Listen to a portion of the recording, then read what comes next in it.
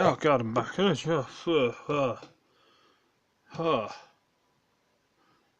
going to make some dramatic excuse like, "Oh, I've been fighting off an alien race." So I was like, "Nah, it was my last week in my old job.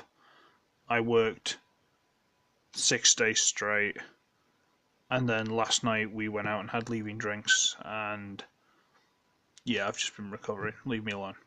So yeah, hi, how you doing? I'm just going to try and do an easy-ish one to try and ease myself back into it. So we're going to go for... I keep saying I should clean this and I never do. I'll try and do that for the next one. We're going to go and talk about this one. This one here. War for Cybertron, Megatron.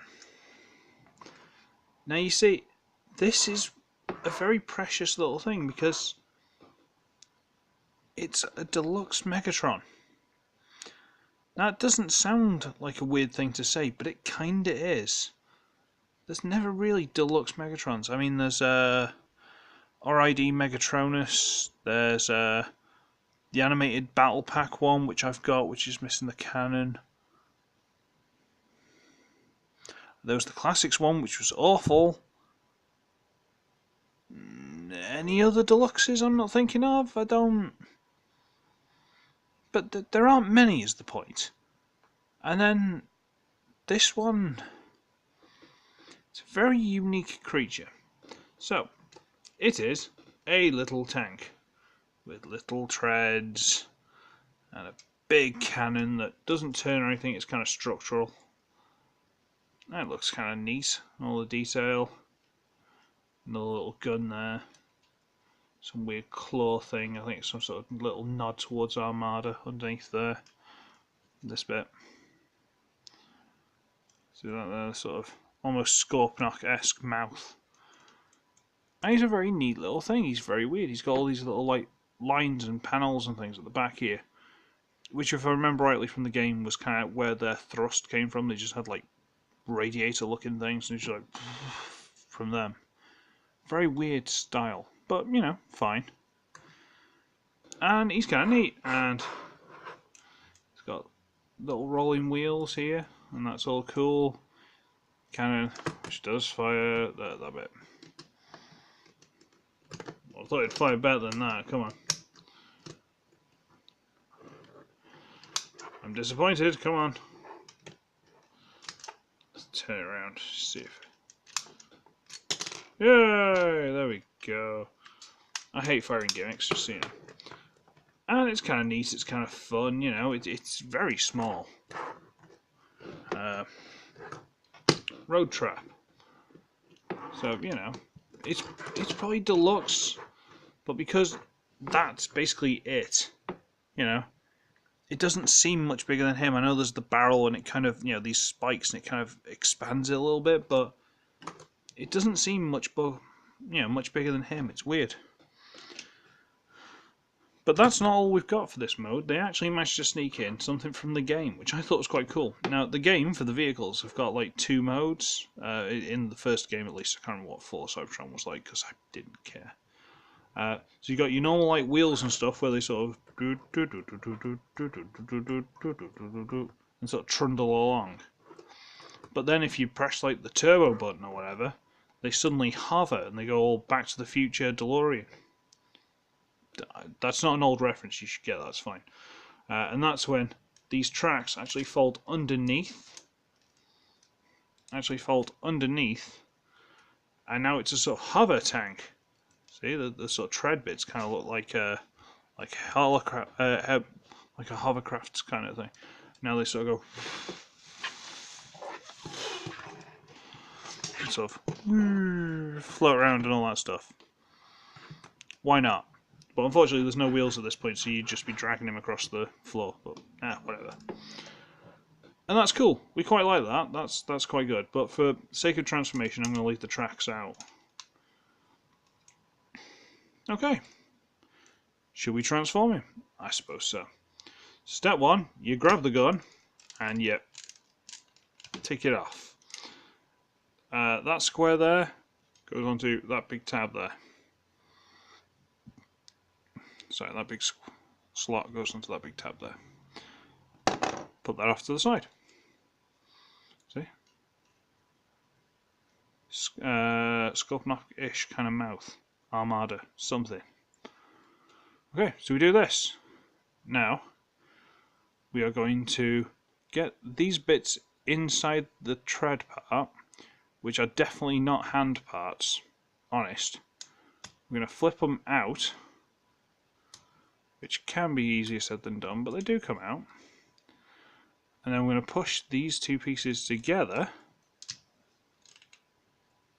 to form a forearm and a hand. You didn't see that coming. You just didn't. You didn't see that coming at all. I know you didn't. I'm going to fold that to there for now and call it a day. Do the same on the other side. We're going to get this bit. Jeez, come on, get this bit out. There we go. That. Push them together and push it down. Yay!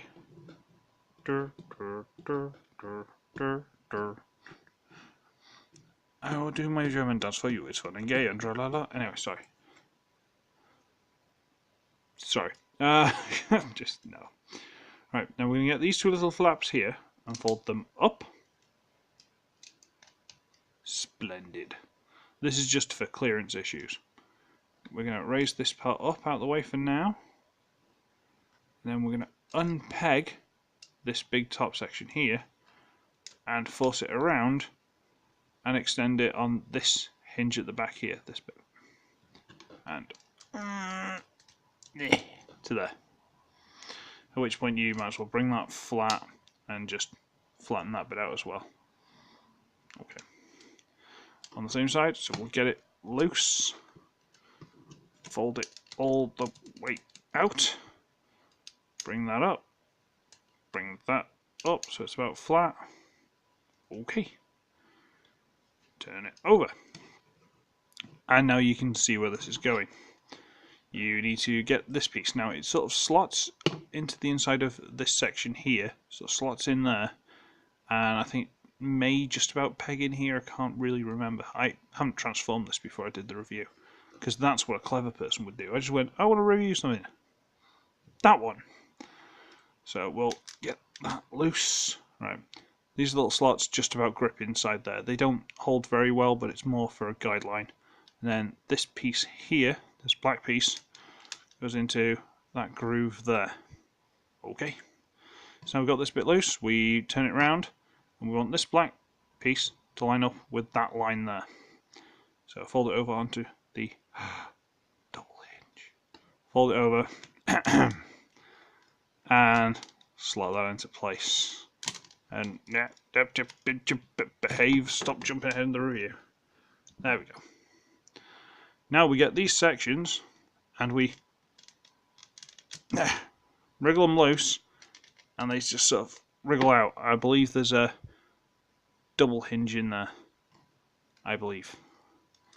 Get to rig out. There we go. At which point we bring this piece over and you have to push this. That's a tiny little double hinge. You fold this over, and then to get it all together, you can just try and push this in, but that's just applying force where you really don't need to. Basically, just push this hinge up. There you go. And that jumps into place. Okay. Might as well straighten the arms out. Bring the head up, then flip this chest panel on another double hinge, and it goes up and just sort of sits into place. It doesn't lock in per se, it's just the double hinge sort of frictions itself in there.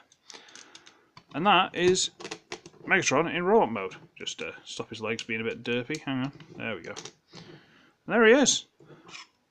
That's Megs in robot mode. Frankly, what more do you want? There's zero kibble apart from, what, the feet? But nice big hefty heels. I'm not going to complain. This isn't technically kibble, it's more of a sort of shoulder pad, but that's fine. There is no kibble.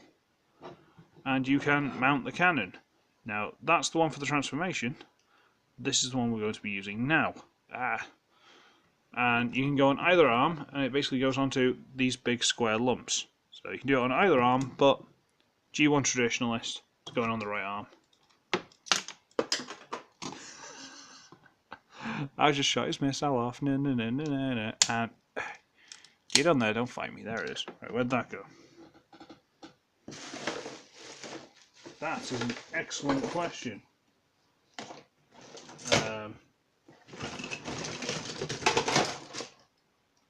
I should really tidy up more. Oh well, the missile's gone. It's fine, I'll find it later. Maybe. And does he not look fantastic? I mean, might be a little bit too much red, maybe. Maybe. But it does all blur together quite well, and I like the way it's sort of wrapped around the gun, and, you know, and this swivel and stuff, so you can do more traditional poses if the missile's there.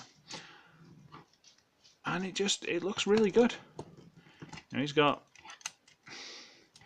more than a 90 degree, it's got the swivel, the arms will go that way a bit, and then they'll go all the way around. No waist, but who cares.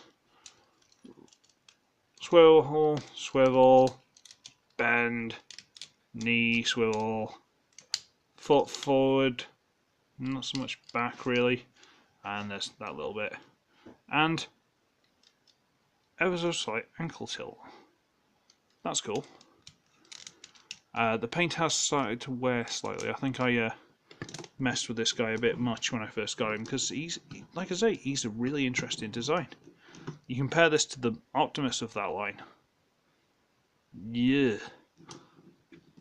He's really well done. And the head is... Let's have a goosey gander, shall we? It's a bit understated, but it's perfectly functional. If you saw that, you go, alright, I could understand. I could see that as a young Megatron. I'll give you that. There's some nice clear plastic with some detail and stuff. And yeah, very pretty indeed. But you know what else is really cool that they snuck in, that they really didn't have to do, in the slightest, did not have to do, but did. Look at his backpack. It's the Decepticon symbol. Right there.